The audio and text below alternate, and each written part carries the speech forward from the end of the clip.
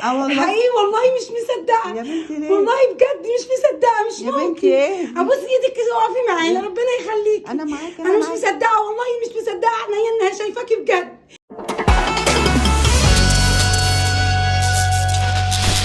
صاحبة البيت نتيجة الخناقة هي اللي مشيت وسابت بيتها، وبعد شهور من هروبها من البيت من الرعب كلمتني تستنجد بيا عشان ارجعها بيتها تاني. ربنا يقف معاكي يا رب. مالك في ايه؟ انا مش مصدقه والله، الحمد لله. احكي لي القصة. احكي لحضرتك كل حاجه بما يرضي الله. البنت دي زي ما حضرتك شايفاها من ذوي احتياجات خاصه. قمر. ربنا يخليكي حضرتك القمر. فالبنت دي بتقف في الشباك عندي، يعني عشان مش بتخرج كتير، وعشان يعني برضو هي طفله ومن حقها ان هي تشوف الناس طبعا. فانا هي عزيزه عندي عن اخواتها شويه. اسمها ايه؟ اسمك ايه يا مريم؟ اتكلمي. انا اسمي مريم يوسف. الله، قمر. ربنا يخليكي. بس فطبعا ايه، دي واقفه من فوق، بصيت لقيت الباب بيدب عليا جامد قوي.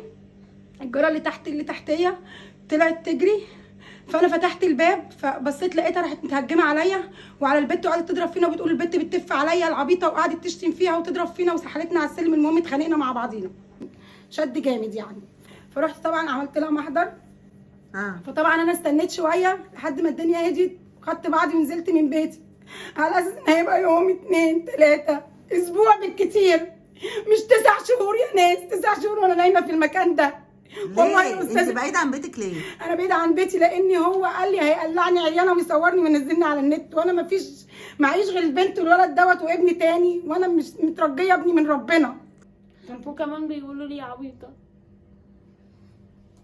فين بيتك؟ بيتي في مدينه النجوم، شارع النور، مدينه النجوم. ده بيتي، ده بيت والدي. يعني انت خايفه منه؟ ايوه خايفه منه، وجاب لي بالفعل ناس اكتر من مره، وبعت ابني يوم 25/11 يجيب لي بطانيه علشان البرد نتغطى بيها. حضرتك جابت له امة لا اله الا الله واتبلت على ابني، وانا معايا الفيديو بتاع ابني وهو طالع البيت، ومعايا الفيديو بتاع ابني وهو نازل من البيت، ومعايا الفيديو بتاع ابنها وهو بيكسر الكاميرات والناس البلطجيه اللي جايباهم لابني. ابني عيل طفل، عيل تجيب له ملكوت الدنيا كلها، وكسروا الكاميرات بتاعت البيت وكسروا شقتي وبهدلوني يا استاذه. ليا 9 شهور مرميه في الشارع والله العظيم. انا في ليله نمتها في الشارع انا وبناتي. ما رحتيش القسم ليه؟ رحت عملت محضر بالشقه، راحوا كتبوه لي اداري. الشقه متصوره فيديو وهما بيكسروا الشقه، ومتصوره فيديو وهما بيكسروا الكاميرات بتاعت الشقه.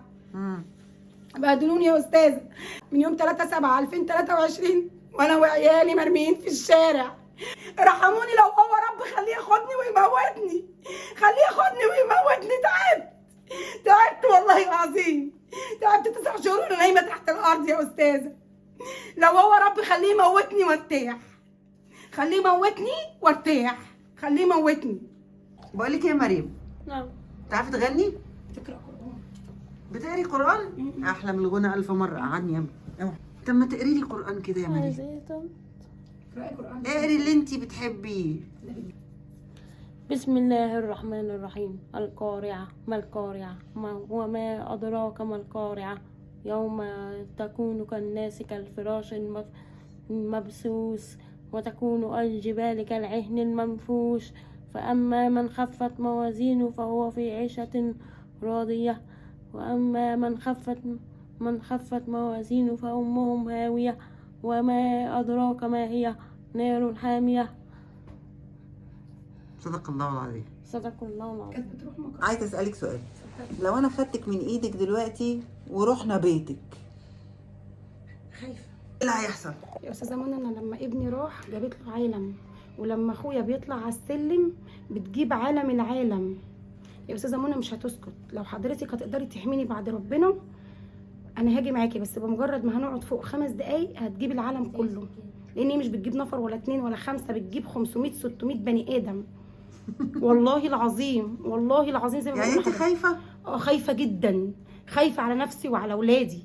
لو هو عنده مشنقه يشنقني اريح. لو عنده مشنقه يشنقني اريح والله العظيم 3. لو هيتحكم عليا بالاعدام اريح من اللي انا فيه والله. بعدين انا مش طالبه المستحيل، انا طالبه اعيش في شقتي في بيتي في امان، طالبه اعيش في شقتي اللي هي بيتي اللي هي ملكي مش ايجار، في امان. بس انا طالبه ادخل شقتي اللي محرومه منها بقالي 9 شهور من يوم 3/7، من يوم 3/7 وانا بهاتي وبنادي وبقول يا ناس لوجه الله ودوني بيتي. الناس كلها اتدخلت يا استاذه منى ومحدش قادر يدخلني شقتي. الملك كله من اول بولاق الدكرور لحد المعتمديه جوه اتدخل، كل العالم اتدخل والله العظيم 3 لا يقل عن 500-600 بني ادم تدخلوا في الموضوع ومحدش قادر يدخلني بيته. وانا مش هكذب عليكي، انا خايفه اقعد اقول خايفه لحد ما تعلقي المشنقه فوق رقبتي وتشنقيني، وانا برضو خايفه. مش خايفه من الموت، خايفه لحسن يعملوا فيا زي ما، عشان بالفعل جاب ناس بعدها بيومين، جاب عربيه ناس بعدها بيومين بالفعل، وكان طالع شقتي يعمل فيا كده. هو الناس اللي معانا ماليش حد، انا ماليش حد غير ربنا، انا ماليش حد والله غير ربنا.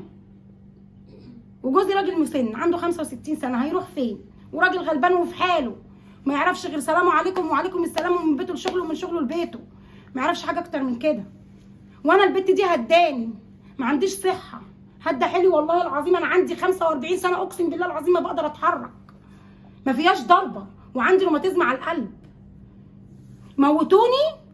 موتوني وانا مسامحاكوا. هتكتب على نفسي، اكتب لنفسي كده ان انا موتت نفسي. انا بس والله العظيم 3 انا فكرت اكتر من مره في الموت، والله اكتر من مره فكرت في الموت عشان اريح عيالي. والله العظيم لو هتموتيني مسامحاكي، موتيني وعيش عيالي في راحه، وخلي بنتي تخش بيتها وعيالي يعيشوا في بيتهم بدل ما نايمين على الارض. اشنقيني موتيني، اكتب لك ان انا مسامحاكي كده، وخلي عيالي يعيشوا مرتاحين. انا خايفه اخش بيتي اللي عشت فيه 25 سنه، اللي ابويا بنيها لي ومديها لي، شقتي ملكي، دي ميراثي من ابويا.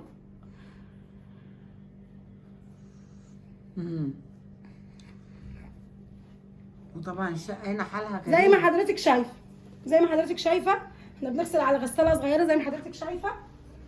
هو البوتاجاز ده شغال؟ شغال بقى ببركه ربنا يا استاذه، شغال ببركه ربنا بالعافيه. بس عندك اير فراير؟ دي جبتها وانا هنا، انا الحمد لله مش محتاجه فلوس من حد. انا الحمد لله انا عايشه مبسوطه ومرتاحه، وعايزه ارجع بيتي بس واعيش في امان. عايزه عدم تعرض، واركب كاميراتي في بيتي زي ما كانت راكبه، علشان خاطر لو حد فينا تعدى على التاني يتحاسب، وعشان البنت ديت برضو لو حد طلع عمل فيها حاجه او حاجه اشوف بنتي.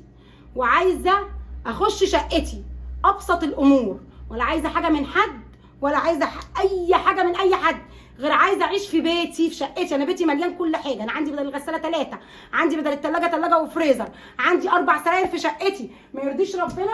اتفضلي يا استاذه منى. ما يرضيش ربنا انام كده على الارض يا استاذه منى. ده دولابي يا استاذه منى، ده دولابي. دي كده هدومي، ما عنديش دولابي هناك في شقتي. انا مطبقه الهدوم وحطها كده زي ما حضرتك شايفه. ده نومي يا استاذه منى، ده نومي. دي حياتي يا استاذه منى، اللي هي 9 شهور عايشه كده. 9 شهور يا استاذه منى من الخوف على سمعتي. موتوني، اخنقوني كده اهو مش هحس. والله العظيم اخنقوني، والله تاني هاتي طرحه واخنقيني، والله العظيم 3 اخنقيني كده اهو مش هقول لك انت بتعملي ايه. اهدي بس ارحموا عيالي، من النوم في الارض. احنا مش عارفين نخش الحمام. دي تلاجتي يا استاذه منى، دي التلاجه اللي بحط فيها لقمه عيشي، وده مطبخي يا استاذه منى. ده ايه ده؟ دي تلاجتي يا استاذه منى، دي تلاجه. انا عندي في بيتي فريزر وتلاجه، انا بجيب نص كيلو قوطه عشان خاطر اعمل اكلي. هي دي تلاجه؟ دي تلاجه يا استاذه منى. انا اول مره اشوف دي التلاجه. تلاجه شحتها من جماعه معرفه عشان احط فيها حاجتي لحد ما تفك الدقيقه، لحد ما ربنا يفك الدقيقه. البيت ده غريب، في فرن بالكهرباء وتلاجه يدوي. ما هي الفرن، ما هي دي حاجتي، دي بتاعتي، دي انا مشتريها وانا هنا، ودي انا مشتريها وانا هنا عشان اساعد نفسي. هعمل ايه؟ زي ما حضرتك شايفه، مطبخ اهو زي ما حضرتك شايفه، ومواعين في الارض زي ما حضرتك شايفاها. ايه يا جماعه ده؟ زي ما حضرتك شايفه المواعين حضرتك في الارض اهي. دي حضرتك الاوضه، اتفضلي. دي الاوضه اللي انا بنام فيها انا وجوزي، الراجل التعبان المريض. ليا 9 شهور يا استاذه منى عايشه كده. استحاله اكون عايشه كده بستعبط من الخوف والرعب اللي انا شايفاه. خدت شهرين والله العظيم 3، خدت شهرين عايشه في بدروم ان شاء الله باذن الله هندخلك بيت. ربنا يبارك لك يا استاذه. انا متاكده طالما حضرتك معايا بعد ربنا ان شاء الله ان شاء الله ان شاء الله باذن الله الحق هيبان. انا خايفه لحسن نرجع بيتنا، لحسن يضربونا زي ما هم ضربونا زي المره اللي فاتت. هترجعي ان شاء الله يا مريم. كمان هم بيقولوا لي عبيط. ده هم اللي عبطوا. انت عسل يا مريم، ما فيش حد يا ماما، انت عسل انت عسل. عايزه علاجي وعايزه هدومي وعايزه الالوان بتاعتي من بيتي وعايزه الكراريس بتاعتي. حاضر عينيا. تعبك معايا معلش. احلى تعب ده. خرجت وانا بفكر ارجع ازاي مريم الطيبه دي لبيتها، وبعدين قلت اقصر الطرق الخط المستقيم. انا اكلم ام ادهم اللي بينها وبين ام مريم الخناقه. كنت بكلمها وانا خايفه وقلقانه من الصوره المرعبه اللي ام مريم مصدرها لي. بصراحه اتفاجئت، لقيت ناس شيك جدا راقيين جدا رحبوا بمكالمتي وقالوا لي كلمه مهمه قوي: هو حد يقدر يمنع حد عن بيته؟ ده بيتها ملكها، محدش يقدر يمنعها عن بيتها ملكها. قلت لهم معاكم حق، طب انا جايه بكره عزموني على الفطار. فعلا خدت ام مريم ورحنا بيتها، ودي كانت مقابلتها بامها.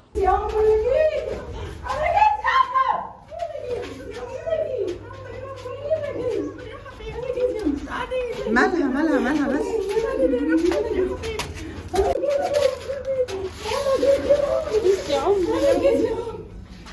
هناك حصلت مفاجأة ما توقعتهاش. ليه؟ لأن الحقيقة دايما ليها أكتر من وجه، عشان كده لازم تسمعها من كل أطرافها. في شهر علبة فيها دهب هنا،